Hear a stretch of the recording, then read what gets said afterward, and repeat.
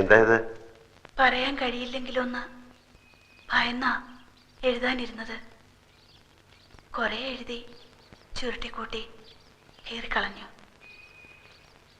ഒരിക്കലേറ്റ മുറിവിന്റെ പാടുകൾ മാഞ്ഞതേയുള്ളൂ. വീണ്ടും അത് സംഭവിക്കുമോ എന്ന ആവശ്യമില്ലാത്തൊരു ഭയം എൻ്റെ മനസ്സിലുണ്ട്. അതുകൊണ്ടാ എത്രയൊക്കെ നീണ്ടൊരു മുഖവുര. അപ്പോൾ ആശുപത്രിയിൽ വെച്ച് എന്നോട് ചോദിച്ചില്ലേ എന്താ എനിക്ക് വേണ്ടി ചെയ്യേണ്ടതെന്ന്? ഉത്തരം ഞാനിപ്പോൾ പറയാം. എന്നെ ഒന്ന് മനസ്സിലാക്കാൻ ശ്രമിച്ചാൽ മാത്രം മതി. ഒരേ ഒരു വാക്കേ കത്തിലുള്ളൂ. ഇനി അത് തുറന്നു നോക്കണ്ട. എനിക്കിഷ്ടമാണ് അപ്പുനെ.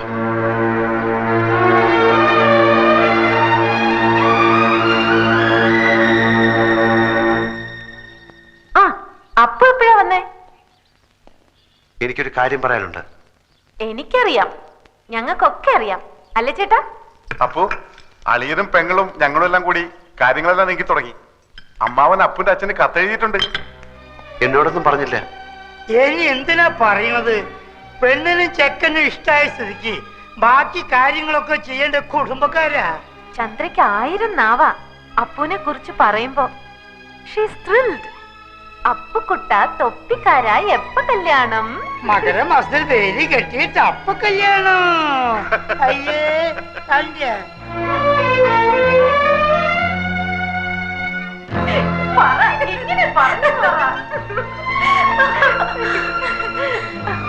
പറയാ.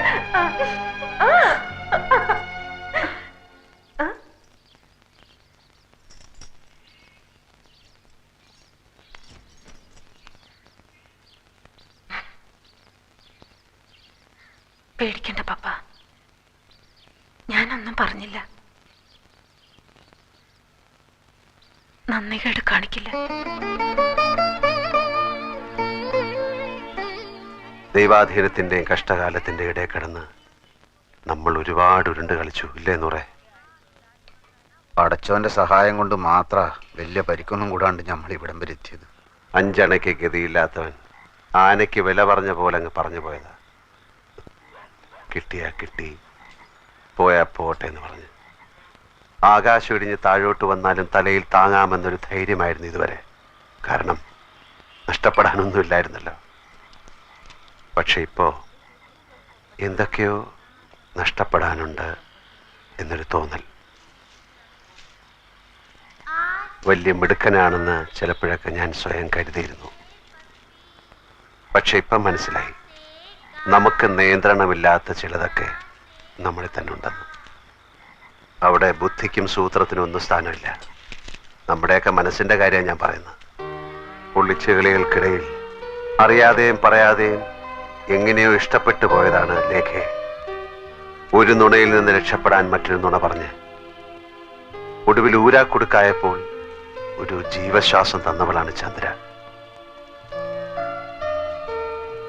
ആർക്ക് നേരെ ഞാൻ കണ്ണടയ്ക്കുക? ആരോടാ ഞാൻ ഇനിയും കള്ളം പറയാ? എനിക്കറിയില്ല. ഒരു തീരുമാനം എടുക്കാൻ കഴിയുന്നില്ല. പക്ഷെ എന്നും എല്ലാരെയും സന്തോഷിപ്പിച്ചുകൊണ്ട്, എന്നെന്നും സ്വയം ചതിച്ചുകൊണ്ട് ആർക്കും ജീവിക്കാൻ കഴിയില്ലല്ലോ. എനിക്കും അതിന് കഴിയില്ല.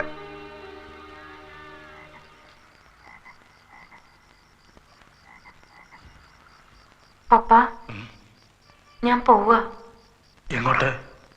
ഇംഗ്ലണ്ടിലേക്ക്. ഇനി 6 മാസം കൂടെ കഴിഞ്ഞാൽ അടുത്ത കോഴ്സ് തുടങ്ങും. നേരത്തെ പോയാൽ ആ നാടും അവിടുത്തെ സമ്പ്രദായമൊക്കെ ആയിട്ട് ഒന്ന് പഴകാനും പറ്റുമല്ലോ. പപ്പ എന്നെ പോവാൻ അനുവദിക്കണം. എന്നെ അനുഗ്രഹിക്കണം. നിന്നെ അനുഗ്രഹിക്കാനുള്ള അർഹത ഈ പപ്പായ്ക്കുണ്ടോ മോളെ?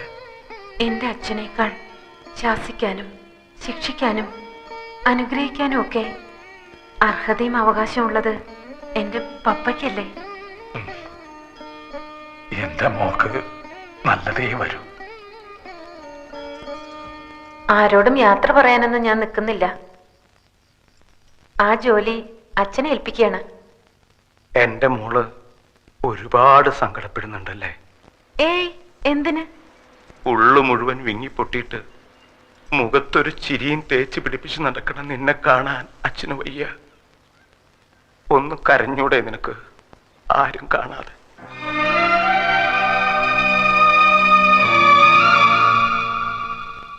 അപ്പൂന്റെ അച്ഛനുമായി അനിയമുന്ന് സംസാരിച്ചു. നിശ്ചയം നടത്തിക്കൊള്ളാനാ പറഞ്ഞത്. പെങ്ങളും അളിയനും ബന്ധുക്കളായിട്ട് ഇവിടെ ഉണ്ടല്ലോ. വിവാഹം മാത്രം നാട്ടിൽ വെച്ച് മതി എന്ന് പറഞ്ഞു. മറ്റന്നാൾ കാലത്ത് 9 മണിക്കാണ് സമയം കുറിച്ച് തന്നിരിക്കുന്നത്.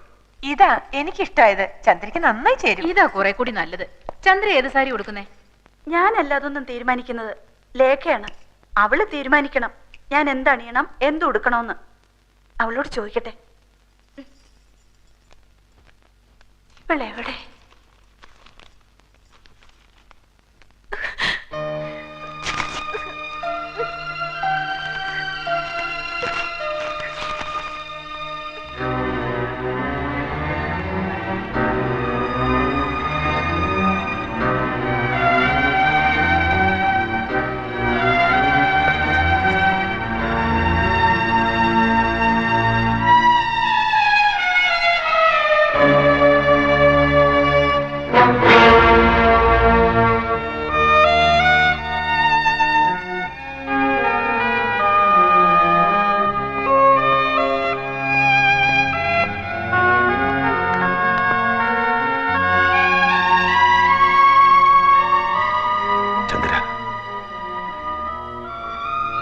എന്നെ ശപിക്കരുത്. എനിക്ക് വേണ്ട, മതി. ഞാൻ അങ്ങോട്ട് വരികയായിരുന്നു. ഇനിയൊന്നും എന്നോട് പറയരുത്, പറഞ്ഞു കൂടുതൽ നോവിക്കരുത്. സ്നേഹിച്ചവരെ പിരിയുന്നതിന്റെ വേദന എനിക്കറിയാം.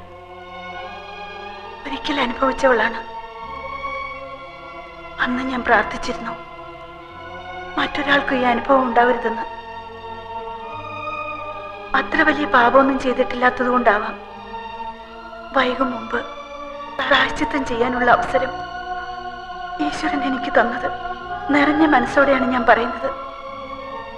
അപ്പൊ ലേഖയുടേതാണ്, ചന്ദ്രയുടേതല്ല. അപ്പൊ എന്റെ കൂടെ വരുമോ?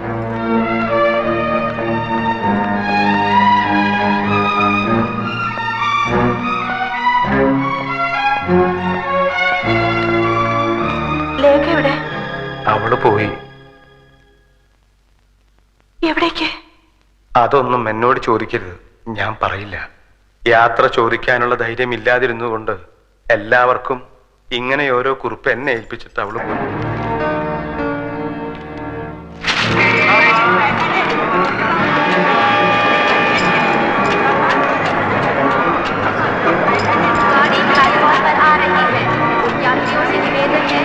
प्लेटफॉर्म के किनारे से दूर रहें।